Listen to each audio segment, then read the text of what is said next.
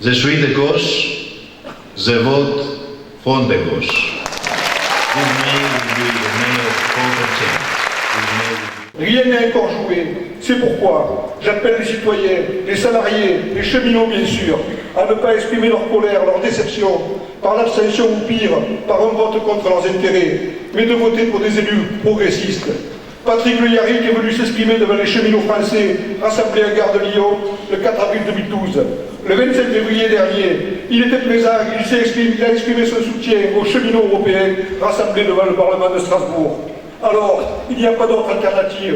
Il faut amplifier le poids du GUE au Parlement européen. Ce vote peut largement modifier la donne. Alors le 25 mai, chers camarades, votez et faites voter pour les listes du Front de gauche et à l'Île-de-France, la liste conduite par Patrick Le Yarrick. Un chiffre, 327 lycéens sans papier, régularisés pour toute l'année et pour toute la France. J'aurais honte de sortir un chiffre pareil, et un peu plus de 2000 travailleurs sans papier. Aujourd'hui, il faut que vous sachiez que les mineurs isolés étrangers sont aussi la cible de cette politique de rejet. Les conseils généraux ont la charge des mineurs isolés. Contre l'Europe forteresse, il est nécessaire de développer la solidarité internationale entre les travailleurs et les peuples. C'est la condition pour construire le rapport de force nécessaire pour pouvoir, comme le dit le programme du Front de gauche, rompre avec le néolibéralisme en France et en Europe. Ce qu'il faut, ce n'est pas réduire les cotisations sociales, réduire les solidarités, ce sont les revenus du capital qu'il faut taxer.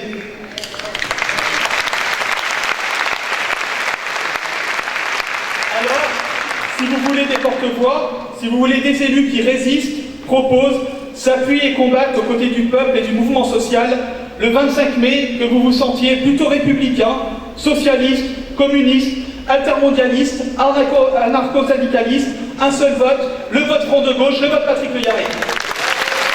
Aucune directive ne peut être mise en œuvre en Europe si elle n'obtient pas l'aval d'un vote du Parlement européen. Donc ce qui se passe au Parlement européen est important et nous pouvons changer la donne avec un groupe de la GUE qui deviendra un groupe important. Nous pourrons demain mener et plus efficacement la lutte contre le grand marché transatlantique qui à un moment donné ou à un autre devra passer devant le vote du Parlement européen. Nous pourrons porter l'exigence de la dissolution de la Troïka parce qu'on nous dit, ceux qui n'ont que les traités à la bouche, il faudrait respecter les traités. Eh bien la Troïka n'existe pas dans les traités européens. C'est une institution antidémocratique qui a été créée de toutes pièces entre la Banque centrale européenne, le FMI et la Banque mondiale, et qui sert à imposer les politiques d'austérité de manière totalement antidémocratique. Et cette institution n'a aucune légitimité, elle n'existe dans aucun traité, et nous demandons la dissolution immédiate de la Troïka.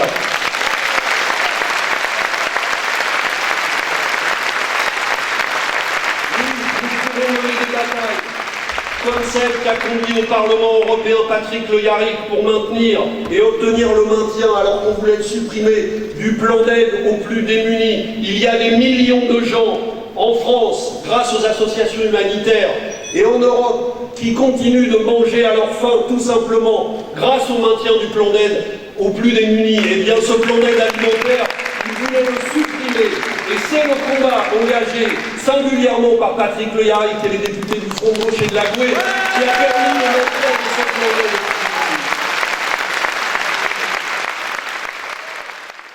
Et vous le savez toutes et tous, parce que vous êtes près des milieux associatifs, il y a un immense plan social invisible qui est en train de se faire en 2014 dans le milieu associatif et l'économie solidaire.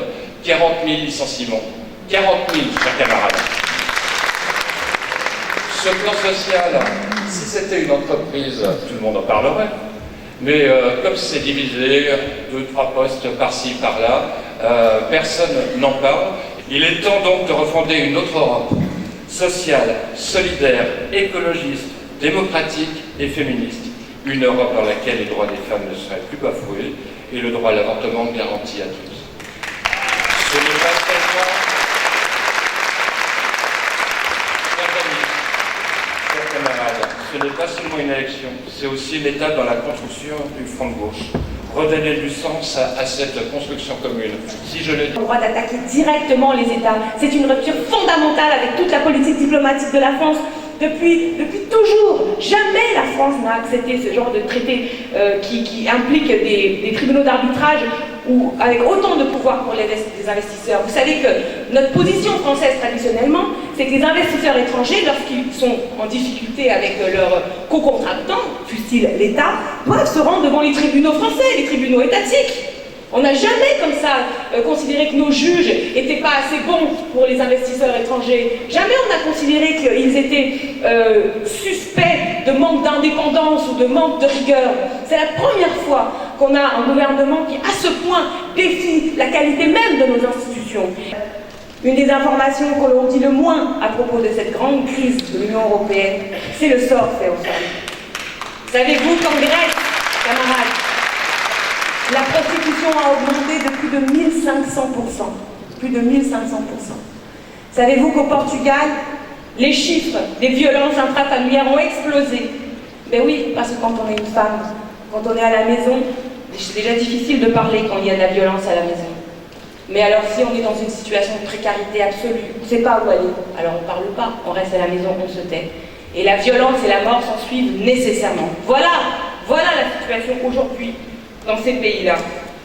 La crise économique et financière s'est transformée dans une véritable crise humanitaire sous les coups de butoir de la Troïka. Cette Troïka qui, elle, a l'habitude des palaces, des couloirs confortables, des dîners qui sont organisés pour les lobbies ou par les lobbies, entre gens riches de bonne compagnie. Et c'est dans ce paysage dévasté qu'une social-démocratie hallucinée prétend nous vendre une nouvelle fois l'illusion de son Europe. Mais au contraire, nous savons que l'espoir n'est pas dans cette social-démocratie. Nous savons, nous, que l'espoir se porte au contraire. Par exemple, sur Syriza, nous avons entendu Alexis Tsipras tout à l'heure, tout le monde l'a applaudi fortement, parce qu'il incarne ce désir de victoire que nous avons tous, évidemment. Syriza, c'est le petit parti de 5-6% qui a fait cette ascension fulgurante vers le pouvoir. Et c'est le début de la grande vague, de la relève éco-socialiste. Qui reste, je sais que, après avoir parlé avec beaucoup d'entre vous et après avoir vu les programmes de travail des uns et des autres, je sais que nous allons continuer ce travail d'explication. Nous allons expliquer partout que ce dont il s'agit dimanche prochain, c'est d'élire des parlementaires européens qui décident de lois, qui votent des lois, qui votent des directives, soit celles-ci servent le monde de la finance, soit elles servent ce que nous disons, l'humain d'abord. C'est de cela qu'il s'agit dimanche et de rien d'autre. On ne pourra pas continuer comme aujourd'hui, où on bafoue le vote des peuples, où maintenant, nous l'avons dit, je ne reviens pas là-dessus, on négocie un traité transatlantique, on le cache. On le cache tellement que, même dans la presse, qui n'est pas tout à fait la mienne, on s'alarme, on dit que se passe-t-il? Ils sont même, comme on dit dans notre métier, l'ouverture ou l'événement, sur cet événement précisément. Ceci ne peut pas durer. Et inventer demain le droit des affaires qui deviendrait supérieur aux droits humains édictés par les chartes de l'Organisation des Nations Unies, ça confine à un monde où on se rapproche de plus en plus de la dictature sans chars, ni colonels ou généraux à képi. C'est en quelque sorte le passage à un autre système. D'ailleurs, entre nous soit dit, je m'étonne beaucoup que des gens qui se disent pour l'Europe, comme le disait le général de Gaulle, qui chaque matin nous disent mais quand même, n'allez pas casser ce bijou. Je suis très étonné que par-delà leurs opinions, que par-delà leurs idées et même leurs projets européens, ils n'aient pas pensé à une chose très simple, qui vient à l'esprit de tout un chacun. dès lors que nous allons faire un marché unique transatlantique, comme ils disent, c'est-à-dire qu'il n'y aura plus de frontières, qu'on va faire un bloc commun, mais il n'y en aura plus d'Europe. Parce que c'est ça qui est en train de se passer. Et ils le font pourquoi? Parce que le capitalisme, il juge qu'aujourd'hui, que la domination occidentale, à cause de la montée des pays comme la Chine, le Brésil, l'Inde, l'Indonésie, l'Afrique du Sud, ce qu'on appelle les pays émergents, eh bien, sont en train de leur damer le pion. Et c'est un problème pour eux, de tous ces gens-là qui veulent maintenir la domination occidentaliste, capitaliste sur le monde. D'ailleurs, en même temps que les États-Unis négocient avec nous ce traité transatlantique, ils négocient en parallèle un traité transpacifique, où est exclue évidemment la Chine et où sont exclus tous les pays émergents.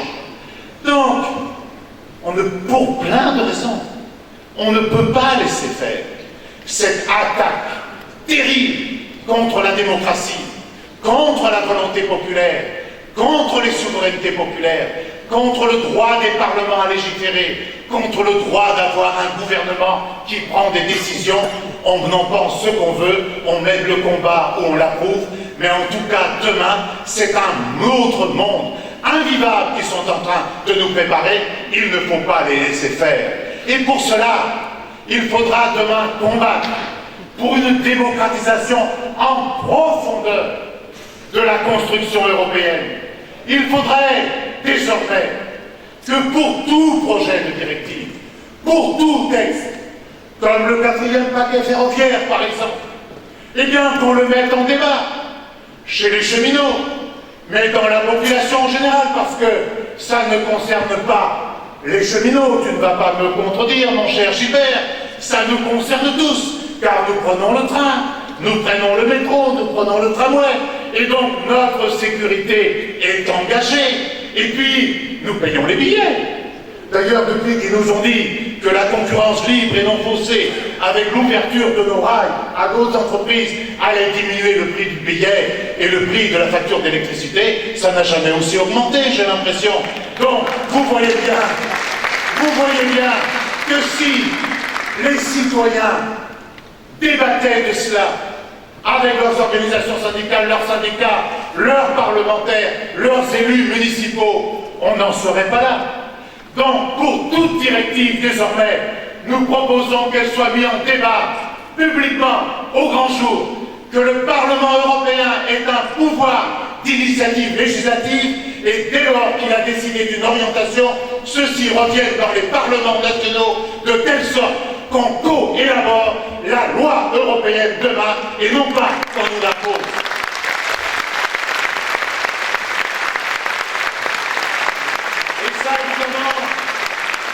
Et ça, évidemment, c'est un tout autre concept.